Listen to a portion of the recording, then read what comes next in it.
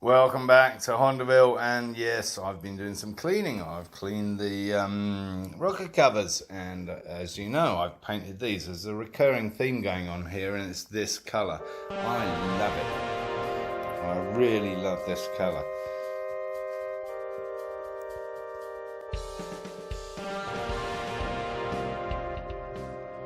And talking of which, talking of colours, yes, I really hate this silver because it's too much. And this is that El Cheapo tank that I bought for 40 something bucks, and I stuck the sticker on and screwed it up. And so I was thinking of masking it and what have you, and then I thought better of it because it doesn't fit. Yes, it was supposed to fit, but as you can see, those rubber bungs are way too wide. Let's take them off and see if it fits. Nope, still fouling. Obviously we could shave those down a bit, those pegs that the rubber bungs went on. If we did that substantially, it would move forward substantially. Probably end up about there, obviously lower down because it's now sat on top of those things, and we're way off the back of the tank here because that's where it used to sit, right? That rubber mount here, this boy. Yeah, so that's kind of interesting. I mean, I do like the shape, and I have to, I don't know, should I stick with the original tank? The original tank's kind of cumbersome. I do like that shape. I think I'm gonna proceed with this tank. It's a gamble. Horrible paint. Nice finish, horrible paint. So I'm gonna mess around with it. We can have some fun with that over the ensuing episodes, as I'm sure you're aware. The trouble is, I've lost the other sticker. Yes, the other wing sticker. This one.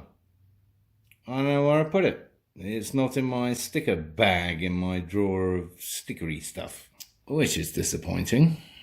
Because experiment number 1 was going to be to use that, what is it? Anodized. I always want to say anthracite for some reason. Anodized coating.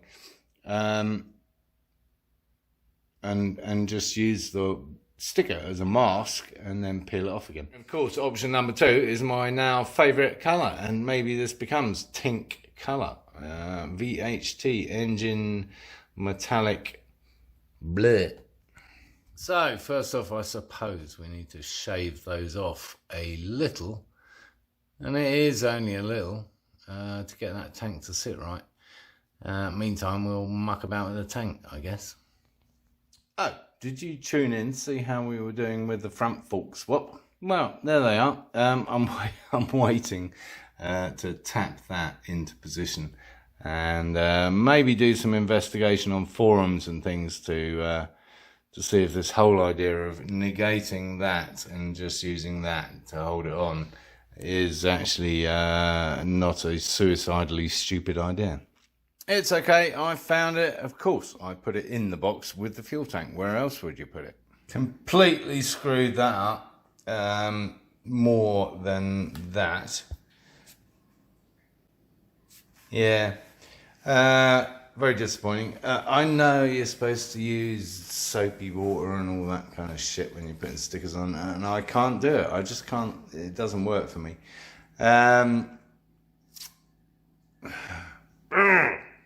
So yeah, that's, I can't remember, was it 20 bucks worth of stickers down the toilet? Yes, probably. However, I still have the Honda element because there was a big Honda underneath.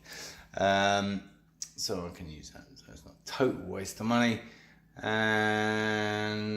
I don't know what I'm going to do now, apart from take that one off, obviously. All right, so we're back to square one paint-wise. We've stripped off the sticker, which I screwed up, and again, bearing in mind it'll be lower, I'm thinking, yeah, I do like the shape. The shape works for me. And what I'm thinking, so here's the exciting thing. What I'm thinking for the seat is going properly crazy. Yes, I'm thinking to go wooden. Now, it may seem like a crazy idea, which is cool. I like being crazy. Rubber, not so much. Wood, yeah, we like that. Yes, if you look at any kind of Instagram pages or maybe Facebook, whatever, cafe races, yes, wooden seats or wooden rear cowlings are actually, I don't want to say quite popular, but they have been explored and they are beautiful. And for the sake of $20 at Home Depot for what is it, a 10 by 1 by 8 foot or something, I can try it out. And we like $20. It's our favourite number, right? I mean, obviously there's going to be some gluing and sticking involved, and some varnishing and tarnishing and whatever else. But it'll be fun. And it's a new material, and it's a beautiful material to work with. So stay tuned for that lunacy. So after tapping down that bottom bearing using various kind of blunt instruments of the appropriate thickness to sit on the on that edge, we have test fitted the yoke, omitting these on the initial thread. So what we've got is that bearing now with plenty of space at the bottom. Not much lock on that, might need to shave a bit off this. So at the top we got a similar, more of a problem, that these extra long steering stops are actually fouling on the Honda unit. So we need to get rid of them. That's easy enough. Or get rid of that, one of the two. So yeah, there it is, in place. Just. I don't know about this, honestly. I'm not sure if this is the right thing to do. In fact, I have a gut feeling it's not. It looks all right, and it doesn't wobble around, and I guess there's a big nut holding it on, but just the one. Okay, so we've taken it all apart again, and I kind of like that original Honda seal up the top there. Yeah, needs tidying up, obviously, needs a lick of paint, but it's looking all right. So yeah, we're going to do some grinding. A little bit of grinding down here, a little bit of grinding down here. While we got it out, we need to do a little bit of grinding back here. And I'd almost forgotten, but I spotted, we need to do a little bit of grinding on the Suzuki. I think that's a little better, for sure. I might take a little bit more off. It's still not a massive amount. What do you think? Certainly better. And that top one I've completely cut off. Did a little tidying up at the rear end, but there's still some to go, as you can see. This is kind of tedious, honestly, and dirty, and get burnt. And... Aye, what's going on? I'm just taking it a stage further and test fitting the actual forks. Everything's very loose, but we're just seeing what else. What are the problems that we haven't actually considered or been told about in this adventure? Well, okay, we have two front forks loosely in position. Be rude not to try the wheel on, really, wouldn't it?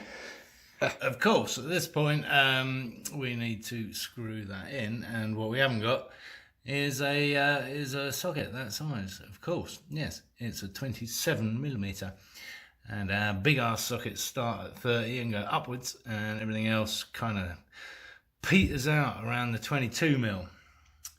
Typical. Anyway, we're not going to be riding it. and it's secure enough to potentially just wheel it around a bit. Yeah, look, there it is. Looking substantially different from what it did. Big gap there though, isn't there? What's that all about? We could put some lights in there. Yeah, okay. Let's unhook it and see what it kind of looks like when it's not all chained up and all that clobber in the way. Well, just for comparison, I got the old wheel out, which is a little bit narrower and quite a lot bigger. Yeah. So yeah, it's still difficult to get a good view of this, honestly, because it's so damn crowded in here. I suppose I could open the door again and take it outside, but yeah. And obviously it has undoubtedly altered the stance. Not to mention the geometrics. There's a lot of chat about geometrics. Probably need to look into that. So I would say that's leaning a little bit high at the front still.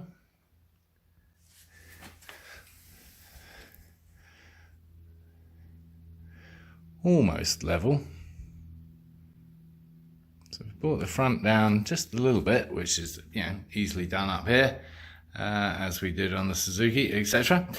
I think that stance will be pretty bloody level. Yeah. Okay, we have levelorization. Yes, we have a level frame. And we have extraordinarily poking out toppy bits. Yes. So I've dropped that about just under 40 mil, which is quite a lot. But then again, we have that kind of protrusion over here and over here. So yeah, I can live with it if that's what needs to happen. Of course, how it handles is remains to be seen. Gradually, I promise. I started off just dropping it like not even 20 mil, and realised that that wasn't going to make enough of a difference over here, and so yeah, I dumped it. Yeah, okay. Well, we now have a level frame, which apparently is all the rage. The other good thing at this stage, which you'll be familiar with in terms of the big picture, we don't seem to have encountered any other issues yet. I know we're a long way off anywhere near being completed with this, just this part of this project. But yeah, I mean, there's nothing else that kind of got in the way or whatever. I'm reasonably happy with these now, these boys, yeah. Yeah. It's kind of exciting, I guess, isn't it? Hey, what do you think? And while we're messing around test fitting stuff, seeing as I got them, I don't know why I ordered red. I must have been thinking of the Suzuki. Anyway, these have got risers. These are drops with risers, which you can lower as well. Yes, lowerize. You can lowerize the drops by fitting them upside down, which I think we did. Did we do that on this? Yeah, we fitted them upside down. So we can either go that route, or, you know, I mean, we can put them down here. It seems a shame to waste that space. It'll all come down to the riding position at the end of the day.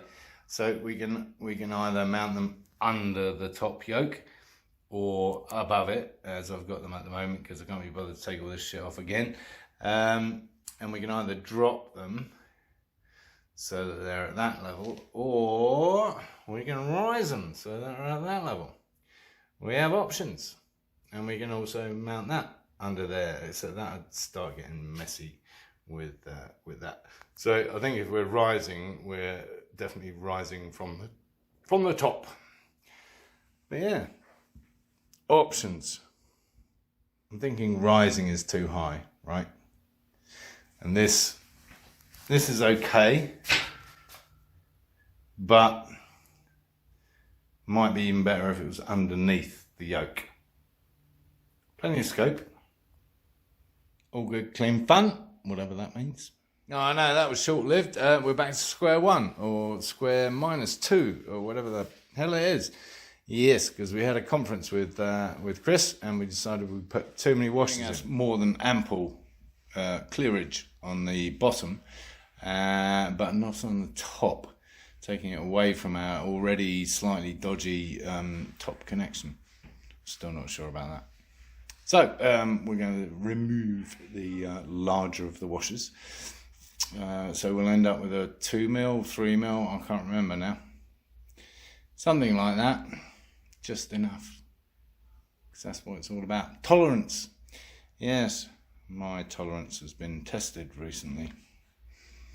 But that's another story.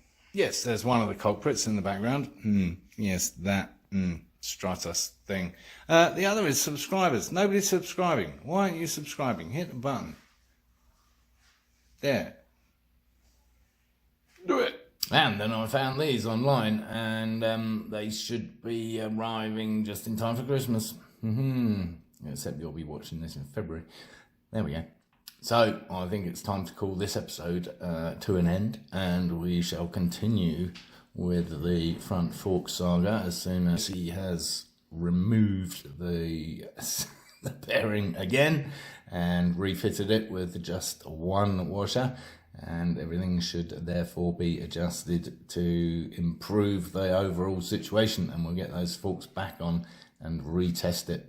So thanks again for watching, and if you haven't already, please do subscribe. And of course, encourage others to watch my lunacy.